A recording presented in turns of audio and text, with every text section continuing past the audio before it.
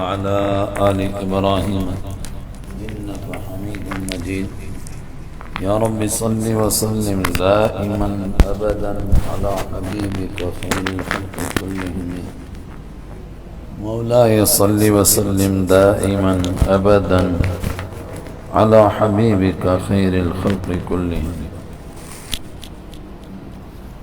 الحمد لله وحده والصلاة والسلام على من لا نبي بعده. أعوذ بالله من الشيطان الرجيم. بسم الله الرحمن الرحيم. ويوم يحشر أعداء الله إلى النار فهم يوزعون. اور یاد کرو اس دن کو جب ہم جمع کریں گے اللہ کے دشمنوں کو آگ کی طرف، اللہ کے دشمنوں کو جمع کریں گے جہنم کی طرف. اللہ ہم سب کو اپنے دوستوں میں شامل فرمائے، دشمنوں سے حفاظت فرمائے.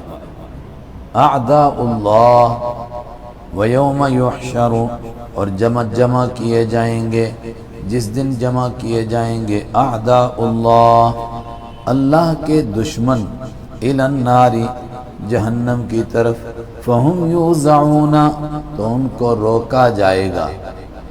اس کے 2-3 معنی ہیں جن کے لیے قرآن پاک میں یہ لفظ آیا ہے. یہی 19ویں پارے میں ہے.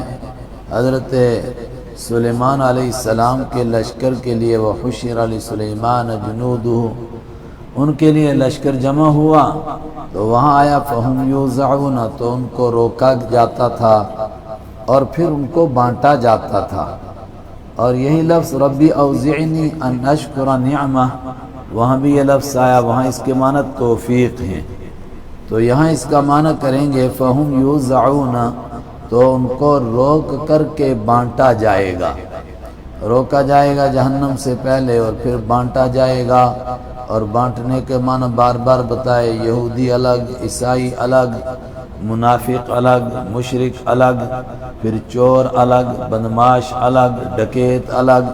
ہر ایک کے الگ الگ ٹولے، ہر ایک کے الگ الگ گروپ بنائے جائیں گے. اللہ ان سارے گروپوں سے ہماری حفاظت فرمائے. حتی اذا ما جاؤوہا، یہاں تک کہ جب وہ آ جائیں گے جہنم کے پاس. شہید علیہم سمعہم، تو گواہی دیں گے علیہم ان کے خلاف، سمعہم ان کے کان بھی، وابصارہم اور ان کی آنکھیں بھی، وجلودہم اور ان کی کھال بھی، ان کی چمڑیاں بھی، بما کانوا یعملون، ان کاموں کی گواہی دیں گے جو وہ کیا کرتے تھے. سارا کچا چٹھا سامنے آ جائے گا. کتنا مشکل وقت ہے یہ جب انسان کے نامہ اعمال، اس کی زندگی کا ریکارڈ اس کے سامنے آ جائے. اور یہ عام لوگوں کے لیے بھی بڑا مشکل ہے، لیکن ایسے لوگ جن کو دنیا میں بڑا سمجھا جاتا تھا، جن کے پیچھے نمازیں پڑھی جاتی تھیں، جن کی باتوں کو سنا جاتا تھا، ان کے لیے یہ زیادہ مشکل ہے کہ لوگ تو ان کو نیک سمجھے تھے، لیکن اچانک جو ریکارڈ کھلا تو وہ کچھ اور قسم کا کھل گیا. اور وہ ریکارڈ ہی خالی نہیں ہے، ریکارڈ کھلتا پھر بھی کوئی مسئلہ تھا. وہ زمین بھی بولنے لگی جہاں انسان نے کھڑے ہو کر گناہ کیے تھے. زمین بولتی تب بھی، لیکن اس کے بعد انسان کے جسم کے اعضاء بولنے لگ گئے. اس کے ہاتھ بولیں گے، اس کے کان بولیں گے، اس کی آنکھیں بولیں گی، اور اس کے پاؤں گواہی دیں گے، اور اس کی کھال بولے گی، اور کھال کا ایک ایک بال بولے گا. انسان کے لیے کتنے رسوائی کی بات ہے. بہت بڑے بڑے گناہ لوگ کرتے ہیں، کس لیے؟ کچھ گناہوں کو چھپانے کے لیے.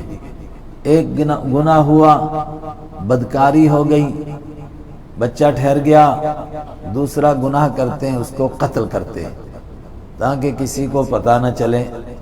پھر قتل ہو گیا، معاملہ سامنے آ گیا، پھر اس کو چھپانے کے لیے لاکھوں جھوٹ بولتے ہیں. کیا کیا گناہ انسان کرتا ہے دنیا میں، صرف اس لیے کہ لوگوں سے بچ جاؤں، رسوائی سے بچ جاؤں. یہاں تو ساری کائنات موجود ہے، ماں باپ بھی ہیں، استاذ بھی، شاگرد بھی، سب کے سب اکٹھے ہیں اور سب کے سامنے راز کھل جائیں گے۔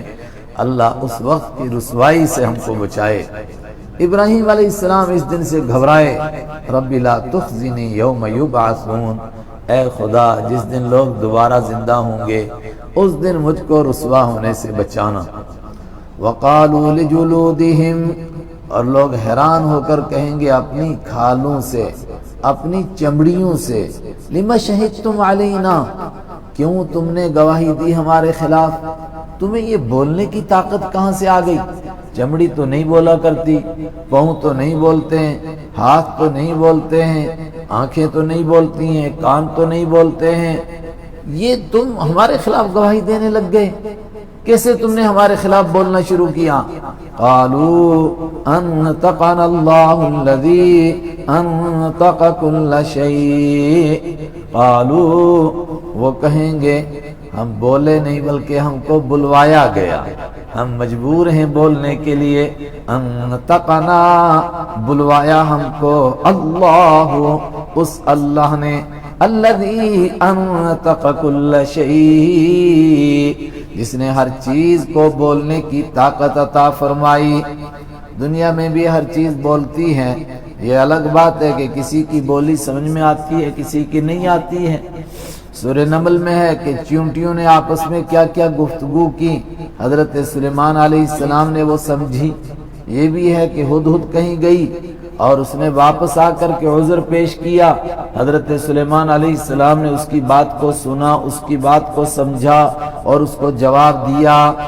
معلوم ہوا کہ یہ ساری چیزیں بولتی ہیں۔ یہ الگ بات ہے کسی کی بولی سمجھ میں آتی ہے کسی کی نہیں آتی ہے۔ انتقنا ہم کو بلوایا، اللہ اس اللہ نے، الذی انطق کل شیء جس نے بلوایا ہر ایک چیز کو، وہو خلقکم چمڑی کہے گی، اور اللہ ہی نے تو تم کو پیدا کیا تھا۔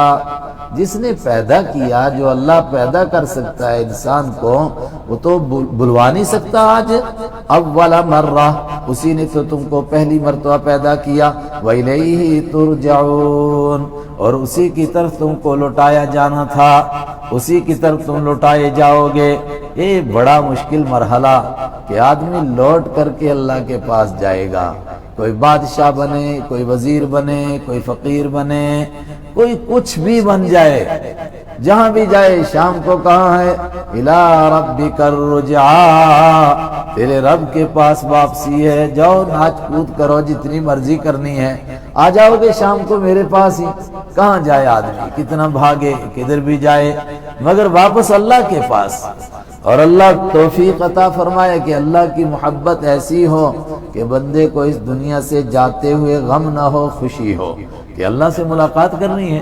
یا ملاقات کرنی ہے تو بس ایک چھلانگ مارنی، ادھر پہنچ جانا ہے، تو یہاں رشتہ داروں کے چھوٹنے کا غم نہیں ہوگا بلکہ اللہ سے ملنے کی خوشی ہو موت کے وقت میں۔ اور یہ بہت بڑی بات ہے۔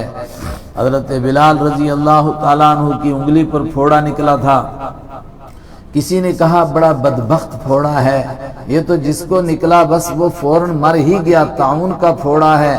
کہا بدبخت پھوڑا ہے، یہ خوش قسمت پھوڑا ہے، یہ دنیا کی تمام چیزوں سے اور دنیا سے مجھے زیادہ پیارا ہے۔ لوگوں نے کہا اس میں کیا کمال ہے؟ کہا سنلقی احبابنا محمدا و اصحابنا، اس پھوڑے سے تو ہم دوستوں سے ملاقات کریں گے، محمد صلی اللہ علیہ وسلم سے ملاقات کریں گے، اپنے ساتھیوں سے ملاقات کریں گے۔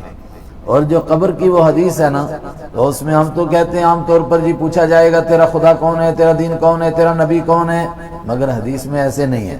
حدیث میں پوچھا جائے گا مر ربک، تیرا رب کون ہے، دوسرا سوال ما دینک، تیرا دین کون ہے، تیسرا سوال حضرت رسول اکرم صلی اللہ علیہ وسلم کی زیارت کرائی جاتی ہے۔ لیکن میں بار بار بتا رہا ہوں، اس